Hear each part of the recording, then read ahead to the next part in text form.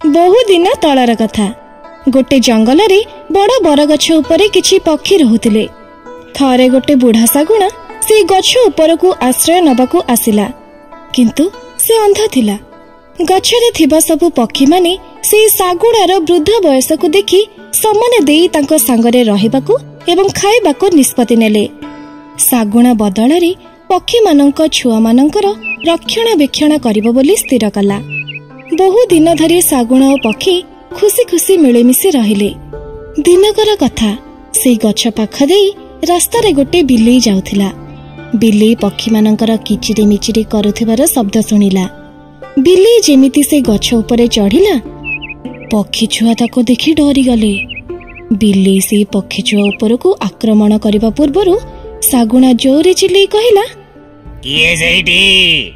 बिलेई सागुणार स्वर सुनी डरी गला। ताकू जणा थिला कि से पक्षी छुआ गुडी को जदी खाइबाकू हबो ताहाले प्रथमे सागुणा सहित ताकू मित्रता करबाकू पड़िबो। सागुणा जेमिति बिलेई आगकू आसिला, बिलेई सागुणा को कहिला, मियाऊ मियाऊ, मो तमरा बुद्धि आ बडा बणिया विषୟରେ मोर संग मानक पाखर बहुत सुनिछि। मो तम सह देखा करबाकू आसीछि। सागुणा निजर प्रशंसा सुनी बहुत खुशी हो गला। से बिलेई को पचारिला, किए तमे? बिलेई कहिला, मो गटे बिलेई। सागुणा एकथा सुनी बहुत जोरे रागी गला। आउ से कहिला, एइटु शीघ्र पळेई जाओ, नहले मु तुमको मारी देबी। बिलेई पाखरे गोटे उपाय थिला।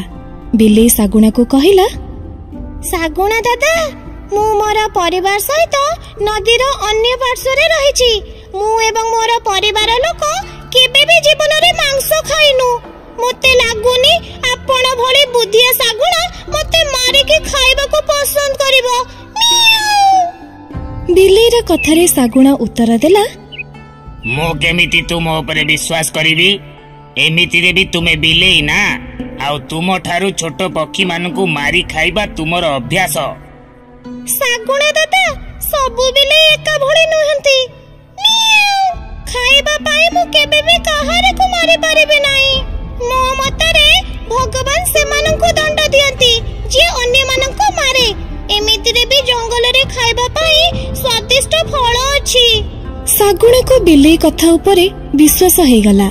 से ताको अन्य पक्षी मानक सह रहबाकू अनुमति दे दिए। एबे बिलेई प्रतिदिन गोटे लेखाए पक्षी को मारी खाइबा आरंभ करदेला। सागुणा जेतेबेले सोई थाए बिलेई तार शिकार करे। धीरे धीरे पक्षी छुआ जेतेबेले कमिबाकू लागिले, अन्य पक्षी माननकू किछि एपट सेपट लागिला। से तांकर हजि जाइथिबा पक्षी को खोजिबा पाई जंगल को गले। बिलेई को जेमिति जणा पड़िला एबे मिछटा आ लुचिकी रहिबनी, से सेटारो पळेई गला। तापरे पक्षी माने निजर पक्षी छुआ माननकू आ खोजी पाइले नाही। पुणी थरे से गछ डाळ को आसी गले। से माने देखिले सागुणा सोईछि। आउ से सागुणा पाखरे गोटे खाली जगह देखिले। पक्षी माने जेमिति से खाली स्थान को देखिले तांको सेठारे बहुत हाड़ देखिबा को मिलिला। ए सब सेही हाड़ जहा बिलेई पक्षी छुआ माननकू खाई सेठारे लुचेई थिला। सेही हाड़ सब को देखि पक्षी माननकू लागिला कि सेही हाड़ गुड़िक तांको पिला माननकर। हाड़ गुड़िक सागुणार पाखरे थिबारु सेमानकू लागिला सागुणा ही से छुआ गुड़िक मारी खाइछि। आउ सेही हाड़ गुड़िक लुचेई देइछि। बुढ़ा सागुणा एमिति करिथिबो बोली भाबी अन्य पक्षी माने रागी गले। तापरे सबु पक्षी माने मिसी सागुणा को निज थंटरे खुंपिले। काहेकि ना सागुणा सोई थिला, से आउ किछि करि पारला नाही। आउ पक्षी मानक ठारू आघात पाई मरी गला। सागुणा एक अजणा बिलेई को भरोसा करी निजे मरिला। आउ पक्षी छुआ मानक मध्य मारिला। एही कहानीरू आमे सिखिले जे आमे आखि बंद करी अजणा लोकंको केबे भी विश्वास करबा कथा नुह।